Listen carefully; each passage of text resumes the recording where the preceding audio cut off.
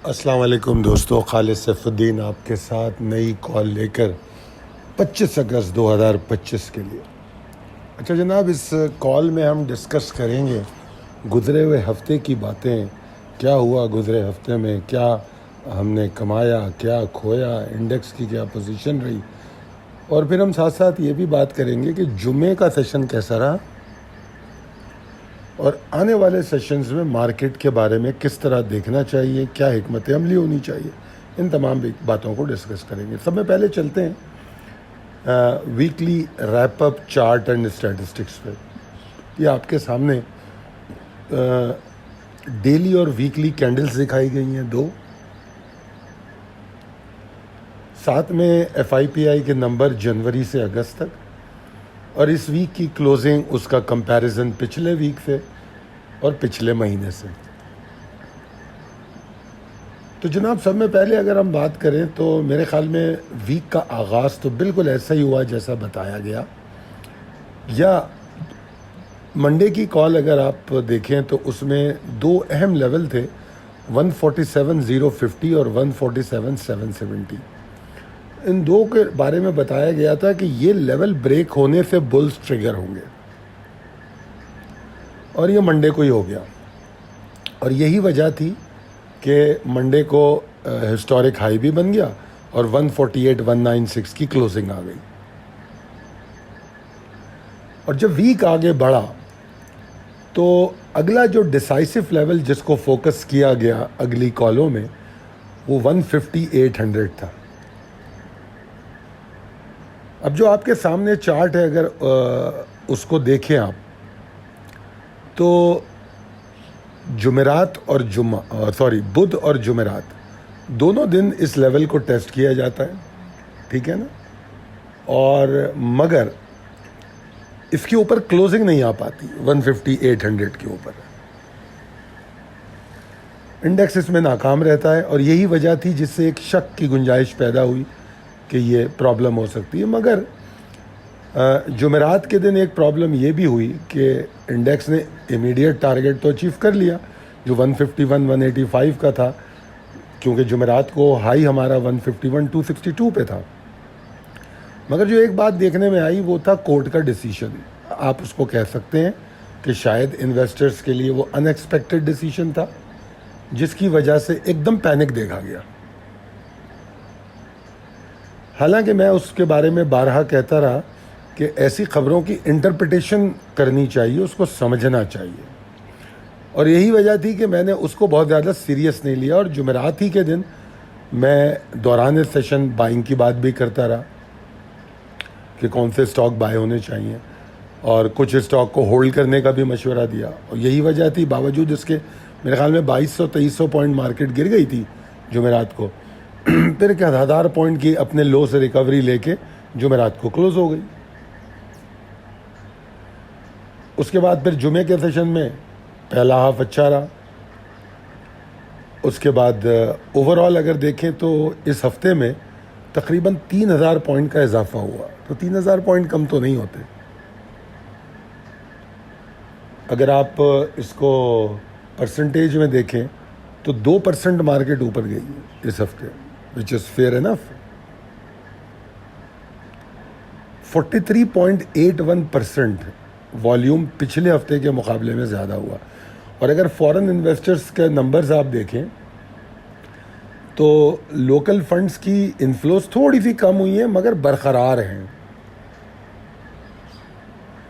Foreign funds की जो outflows थी वो बढ़ गई, और लोकल इन्वेस्टर्स की जो आउटफ्लोज हैं वो भी पिछले हफ्ते के मुकाबले में ज़्यादा हैं। मगर इसका अहम किरदार वो पैनिक भी हो सकता है।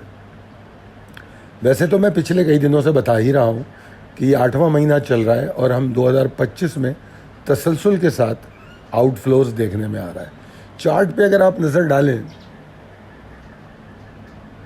तो अलग अलग करके देखें तो वीकली कैंडल जो है वो एक वर्टिकल अपसाइड मूव दिखा रही है। 9 हफ्तों में 35,375 पॉइंट्स का इजाफा, 30%, 30.52%।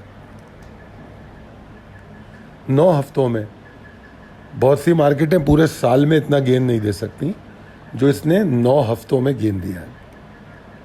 ठीक है जी, 30.52।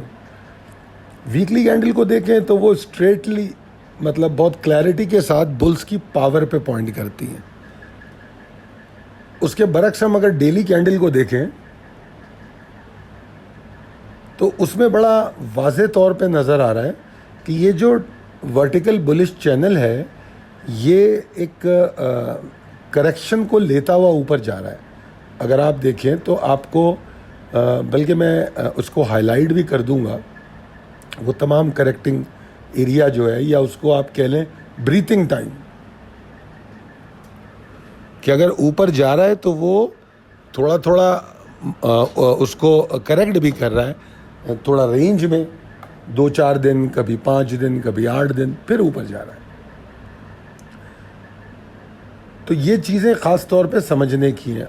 करेक्शन मार्केट को हेल्दी करती है, इंट्राडे करेक्शन और ये करेक्शंस जो मैं आपको डेली चार्ट में दिखा रहा हूँ, ये करेक्शन की एक किस्म है।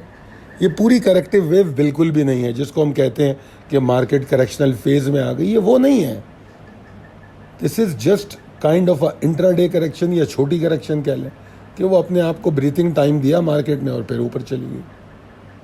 अब आखिरी 2 सेशन में भी यही हुआ है, बल्कि अगर 3 सेशन को देख लें आप, बुध, जुमेरात, जुम्मा, जिस तरह मैंने जिक्र किया, बुध और जुमेरात को 158 के पास रिजेक्शन आती रही, फिर इत्तेफाक से कोर्ट डिसीजन ने जुमेरात को थोड़े ज़्यादा प्रेशर दे दिया, मगर जुम्मे को उसमें से कुछ रिकवर भी कर लिया। एनीवेज, तो ये तो था वीकली रैप अप, उसकी कंपैरिजन और उस पर तजजिया। अब चलते हैं जुम्मे के सेशन की तरफ, मार्केट की आज की कहानी, यानी कि जुमे की कहानी। जुमे को जो आपको कॉल दी गई थी उसमें एक स्टार्टिंग पॉइंट बताया गया था कि मार्केट 149,465 के ऊपर अगर खुलती है, ट्रेड करती है तो अच्छा होगा, और ऐसा ही हुआ। मार्केट उसके ऊपर खुली और पहला हाफ बड़ी एक्साइटमेंट के साथ देखा। अगर वॉल्यूम को भी देखिए आप, वॉल्यूम बार्स नीचे नज़र आ रही हैं, एक बार 5 मिनट की है, तो आप देख सकते हैं कि 12 बजे तक वॉल्यूम बार्स जो हैं वो बड़ी ज़बरदस्त थी, और 12 बजे के बाद जो हैं, जो वॉल्यूम बार्स हैं वो थोड़ी सी आप कह सकते हैं कि उनमें टूट फूट नज़र आई। ठीक है जी, तो ओवरऑल सिचुएशन जो है मार्केट की वो ये रही कि पहला सेशन बुल्स की एफर्ट, अच्छे वॉल्यूम, दूसरे सेशन में गिरावट आ गई, और दूसरे सेशन से पहले आपको मिड डे कॉल मिल चुकी थी। अगर आपने मिड डे कॉल पे गौर किया हो तो मैंने कहा था कि वैसे असल प्रॉब्लम तो 149,465 यानी कि जो ओपनिंग लेवल दिया गया था उसके नीचे होगी। और अगर आप जुमे के सेशन पे गौर करें तो जुमे के सेशन में 2 क्रिटिकल लेवल जो है बड़ी क्लैरिटी के साथ टेस्ट हुए। नंबर 1 जो आगाज़ था 149,465 के ऊपर, दूसरा एक लेवल था 155,4590 जिसके बारे में कहा गया था कि यहाँ से बुल्स मोमेंटम गेन करेंगे, और फिर 150 एक और लेवल भी ऊपर दिया गया था, उसकी तो बात अब बेकार है करना, मगर मोमेंटम जो कंटिन्यू करना था वो 155,4590 के ऊपर था, जो नहीं हुआ। और यही वजह है कि दूसरा सेशन जो है मार्केट होल्ड नहीं कर पाई, फिर एक स्लाइड आई और हमने उसको दोबारा स्टार्टिंग पॉइंट के से भी तकरीबन उसके पास जाते देखा, स्टार्टिंग पॉइंट के नीचे, इनफैक्ट नीचे, मगर उस लेवल के पास जो स्टार्टिंग पॉइंट था। तो अगर हम अब कंक्लूड करें पूरी सिचुएशन को, जो वीकली रैपअप और जो डेली रैपअप बन रहा है, उसमें हमें ओवरऑल सिचुएशन तो ये नज़र आती है कि बुल्स अभी मौजूद हैं, कहीं गए नहीं हैं, मगर जो शॉर्ट टर्म सेंटिमेंट है वो थोड़ा सा ब्रीथिंग टाइम मांग रहे हैं। अब जारी बात है, मंडे के लिए भी आपको ट्रिगर मिलेंगे जो आपको समझाएंगे कि मंडे को क्या होने जा रहा है। तो चलते हैं important levels and triggers of the market पर। तो जनाब इसमें ये कहा जा रहा है कि देखिए वही बात, मुख्तलिफ टाइम फ्रेम मैंने आपको दिखा दी है कि उसमें मार्केट का क्या पर्सपेक्टिव है, किस तरह इंडेक्स रिफ्लेक्ट कर रहा है। तो पेशेंस को अपने साथ रखना होगा, और एग्जॉर्शन अगर हो तो उसका फ़ायदा उठाना होगा, बजाय इसके कि उसमें एक्साइटमेंट दिखाई जाए। ठीक है जी। अब इसमें जो 150.65 और 150.95 का लेवल है, ये लेवल अब कम से कम लेवल है बुल्स को एफर्ट करने के लिए, राज़ी करने के लिए।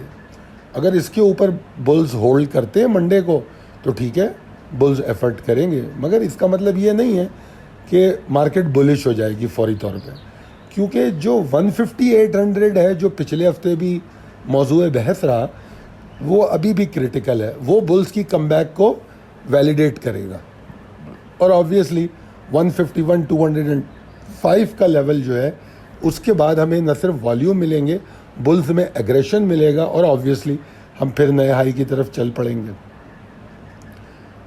दूसरी जानिब जो रिस्क मैनेजमेंट हमें सजेस्ट करती है वो ये कि अगर 149,690 के ऊपर ही रुकना पाए मार्केट तो एहतियात करनी चाहिए। वॉल्यूम कम हो सकते हैं, थोड़ी बहुत एग्जॉशन हो सकती है, या जो एग्जॉशन हम 2 सेशन जुमेरात और जुमे को देख रहे हैं, जुमेरात को ज़्यादा और जुमे को कम, तो वो जुमे जैसी एग्जॉशन हमें मिल सकती है। प्रॉब्लम एग्जॉशन में ज़्यादा हो सकती है जब 149,365 के नीचे मार्केट रुक जाए, वॉल्यूम जनरेट करने लगे। ठीक है जी।